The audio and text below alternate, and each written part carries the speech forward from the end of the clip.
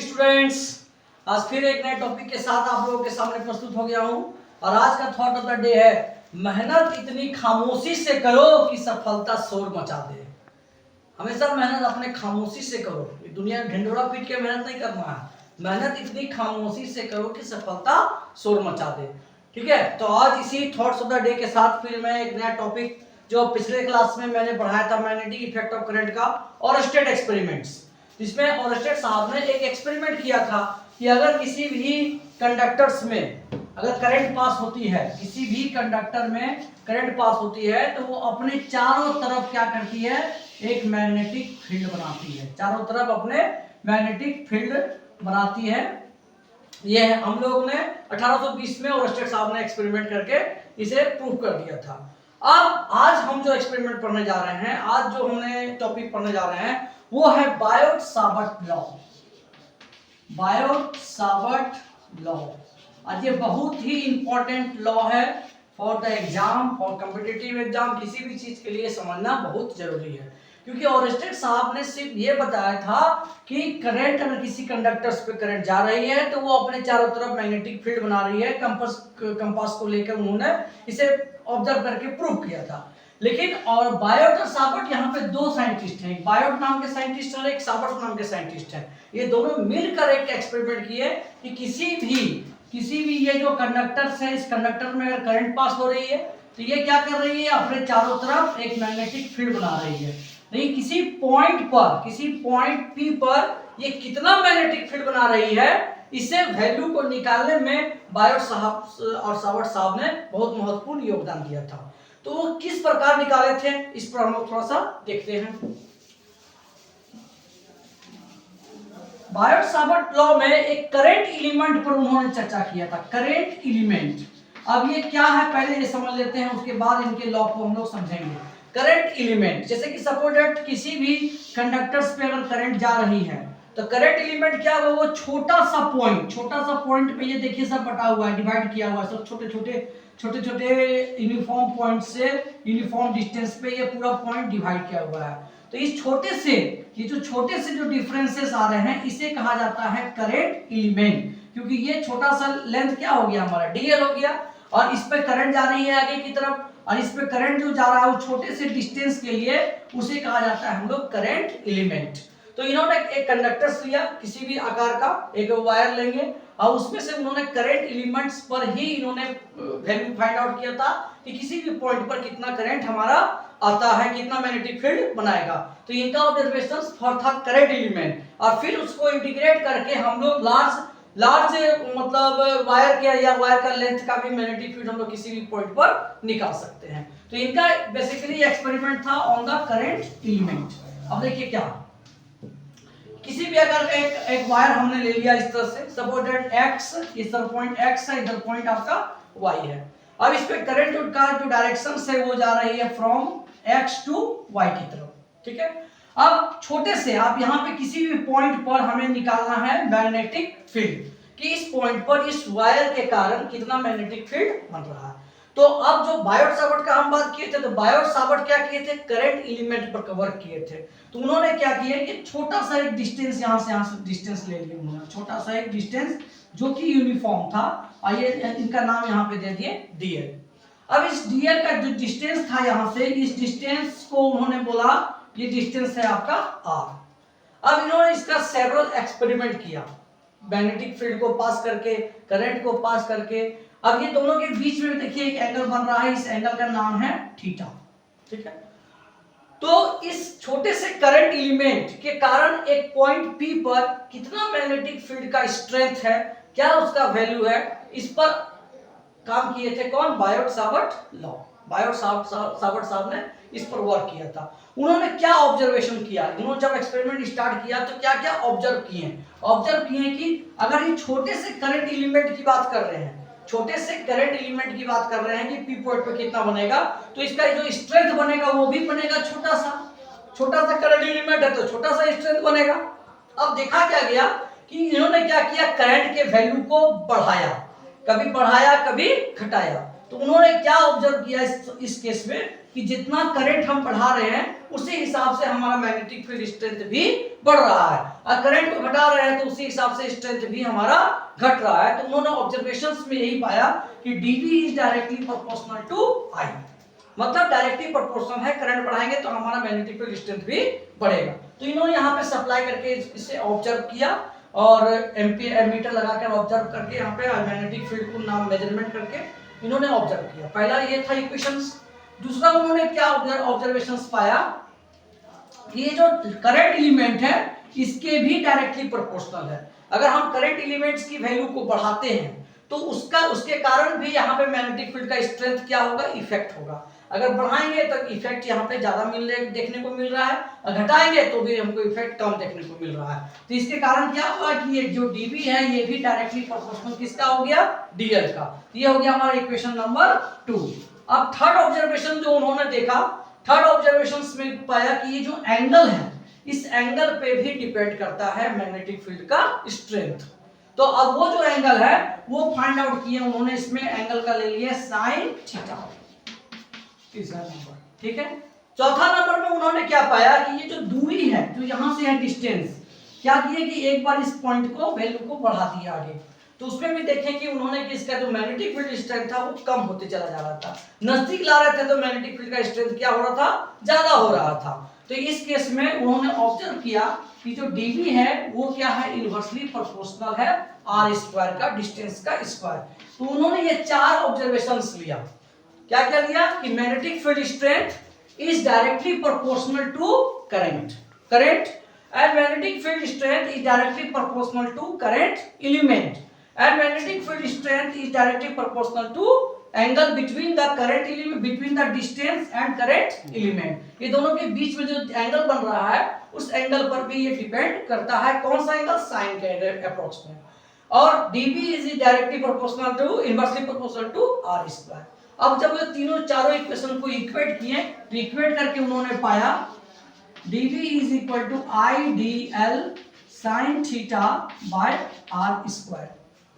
अब जब इस कांस्टेंट की साइन को हटाया गया तो एक वैल्यू आया यहाँ पे म्यू नॉट बाय 4 पाई, जिसे कहते हैं I dl sin theta by r square. ये आपका करंट एलिमेंट्स का पूरा एक्सप्रेशन आ गया कि हम कैसे कैलकुलेट करेंगे इस पॉइंट पर एक छोटे से एलिमेंट के कारण कितना उसका प्रभाव पड़ रहा है, मैग्नेटिक फील्ड का स्ट्रेंथ कितना बन रहा है। इस एक्सप्रेशन के थ्रू हम लोग उसको फाइंड आउट कर सकते हैं। अब देखिए ये जो है म्यू नॉट बाय 4 पाई, ये एक किसी भी मीडियम का फैक्टर है जिसको कहते हैं हम लोग परमेबिलिटी। ठीक है, और इसकी जो वैल्यू होती है, इसकी जो वैल्यू होती है वो होती है 10 to the power minus 7, 10 to the power minus 7। और इसकी अगर पूरा अगर हम लोग यूनिट की बात करेंगे तो यूनिट हम लोग यहाँ पे भी फॉर्मेशन करते हैं इसका यूनिट बन जाएगा आपका टी, टेस्ला हो गया इधर हो जाएगा मीटर स्क्वायर, यहाँ बाय ऑब्लिक ए और मीटर, यहाँ जाएगा टेस्ला मीटर पर एम्पियर। इसका यूनिट बन जाएगा म्यू नॉट बाय 4 पाई, जिसको कहते हैं हम लोग permittivity of the free space. यहाँ पे हम लोग यूज कर सकते हैं इसके जगह के भी। तो इस के की वैल्यू हो जाएगी इतना 10 टू द पावर माइनस 7। अब देखिए tesla metre square ampere metre, ये कैसे आया, इसे हम लोग यहाँ पे थोड़ा सा देख लेते हैं। इसको लिख लीजिए। अब देखिए हमारा जो एक्सप्रेशन आया, अब हम इसे अलग कर लेते हैं। Mu naught by 4 pi, mu naught by 4 pi को एक तरफ रखते हैं। अब आप देख रहे हैं इसके साथ यह क्रॉस मल्टीप्लाई कर जाएगा तो आपका आ जाएगा dV r स्क्वायर बाय इधर हो जाएगा I dl sin थीटा। और आप जानते हैं कि यूनिट की अगर हम बात करते हैं तो ये 4 पाई भी उधर चला जाएगा, मान लीजिए तो mu naught dV r square into 4 pi by I dl sin theta. ठीक है, अब आप देखिए इसका यूनिट और इसका यूनिट तो होता ही नहीं है। ठीक है, ये एंगल हो गया, ये कांस्टेंट हो गया, इससे हमको मतलब नहीं है। अब यहाँ पे dV मैग्नेटिक फील्ड की जो एसआई यूनिट होती है उसे कहते हैं हम लोग टेस्ला। ठीक है, निकोला टेस्ला के नाम पर उन्होंने इसको सम्मानित किया गया था। और आर स्क्वायर यहाँ क्या हो गया, आर स्क्वायर हमारा डिस्टेंस, तो डिस्टेंस का एसआई यूनिट क्या होता है, मीटर स्क्वायर। और आई क्या हो गया आपका एम्पियर, और डीएल क्या हो गया, ये भी मीटर हो गया। अब यहाँ से मीटर मीटर आपका कैंसिल हो गया तो आ गया T Tesla metre per ampere. तो इसलिए यहाँ पे इसकी जो यूनिट हो गई म्यू नॉट की probability for the free space वो आ गया टेस्ला मीटर पर एम्पियर। ठीक है, तो अभी हम लोग यहाँ पे देखें equations for of the Biot-Savart law. तो अगर बायोट-सावर्ट लॉ का स्टेटमेंट लिखने के लिए आ जाए तो आपको लिखना है कि it states that the magnetic field strength is directly proportional to the current and current element and the angle between the distance and the current element and inversely proportional to the distance between the wire and the point. This is ये statement आपको पूरा लिखना पड़ेगा और इसका expression जो आएगा वो आप समझ गए, mu naught by 4 pi I D L sine theta by r square. ये आपका पूरा एक्सप्रेशन हो गया इसका चीज को फाइंड आउट करने के लिए, और जिसका value 4 mu naught by 4 pi को हम लोग लिख सकते हैं 10 to the power -7 tesla metre per ampere. आ गया। देखिए अब क्या होता है कि इसका हम लोग क्योंकि मैग्नेटिक फील्ड है तो मैग्नेटिक फील्ड का दो चीज होता है, एक है वेक्टर क्वांटिटी, तो इसका तो मैग्नीट्यूड भी होता है साथ साथ वेक्टर भी होता है। तो हम इसके वेक्टर फॉर्म को लिखने का तरीका ढूंढते हैं कि किस प्रकार इसको वेक्टर फॉर्म में लिखेंगे, क्योंकि इसका डायरेक्शंस होगा। तो किसी का भी हम लोग डायरेक्शंस को कैसे फाइंड आउट करते हैं, तो देखिए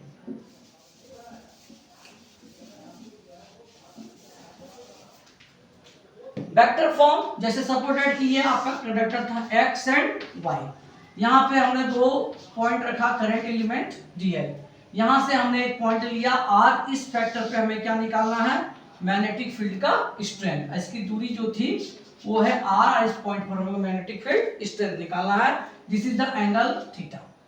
अब इस करंट एलिमेंट है मतलब कि इस पे करंट की डायरेक्शंस हम लोग x एंड y लिए थे, तो करंट इस पे भी जा रहा है x और x टू y की तरफ जा रहा है करंट।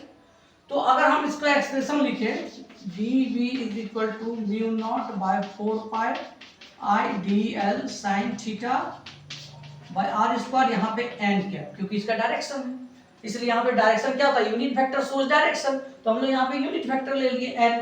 अब हमें फाइंड आउट करना है n कैप। ठीक है, तो देखिए यहाँ पे अगर हम बात करेंगे ये वाला थोड़ा सा ध्यान से इसमें देखिएगा, ये चला जाएगा तो ये वाला करंट इस पे जा रहा है और इस पे ये डिस्टेंस कितना है dl, तो इसकी जो करंट लिमिट कितनी हो जाएगी I dl। ठीक है, और ये वाला जो डिस्टेंस है वो क्या हो जाएगा r। अब हमें यहाँ देखना है कि मैग्नेटिक फील्ड किस डायरेक्शन में फ्लो कर रही है, मैग्नेटिक फील्ड का डायरेक्शन क्या रहेगा। ठीक है, तो मैग्नेटिक फील्ड का डायरेक्शन को हम लोग देखना चाहेंगे तो करंट एलिमेंट से वेक्टर अगर लगाएंगे तो करंट एलिमेंट से r की तरफ जाएंगे, इधर इस डायरेक्शन में करंट एलिमेंट टू r। तो करंट एलिमेंट टू r अगर हम लोग इस तरह से इसको रखें, ये मान लीजिए आपका करंट एलिमेंट है, ये अगर पोर्शन यहाँ से यहाँ तक पूरा ले लेते हैं करंट एलिमेंट, तो करंट एलिमेंट के बाद अगर हम लोग इसको रोटेट करेंगे किधर फ्रॉम r की तरफ, ऐसे करके रोटेट करते हैं घुमाते हैं, कहां से जा रहे हैं करंट एलिमेंट से r की तरफ, मतलब I dl टू r। तो एक वेक्टर इसमें आपका हो गया, एक वेक्टर हो गया I dl और एक वेक्टर हो गया आपका r। इसका यह मतलब हुआ कि I dl से हमको जाना है r की तरफ, तो I dl से घुमाएंगे r की तरफ, तो ये अंगूठा को क्या दिखा रहा है नीचे की तरफ, मतलब कि मैग्नेटिक फील्ड जो बन रहा है वो डाउनवर्ड की तरफ बन रहा है, अंदर की तरफ जा रहा है मैग्नेटिक फील्ड का डायरेक्शन। यहाँ मैग्नेटिक फील्ड का क्रॉस कर देंगे मतलब कि अंदर की तरफ जा रहा है डायरेक्शन।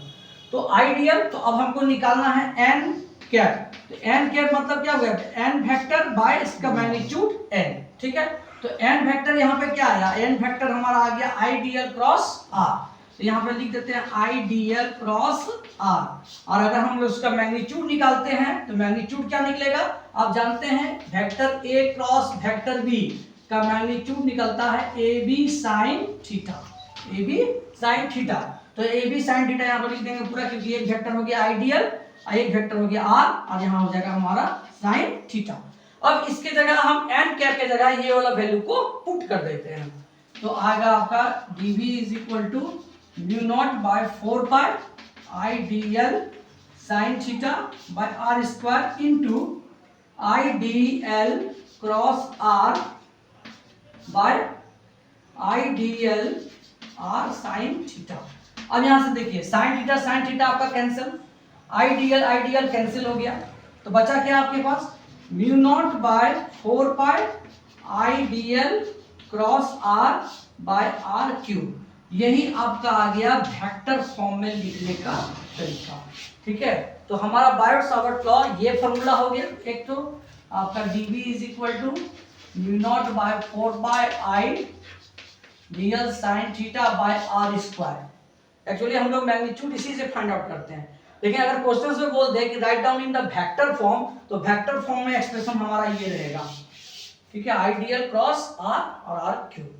ठीक है, यहाँ पे दो वेक्टर को ऑब्जर्व करके हम लोग इसे फाइंड आउट कर लिए। तो हम लोग यहाँ पे आज चार चीजों को सीखे, जो भी ये डायरेक्टिव प्रोपोर्शनल, करंट बढ़ाएंगे तो मैग्नेटिक फील्ड का स्ट्रेंथ भी बढ़ेगा।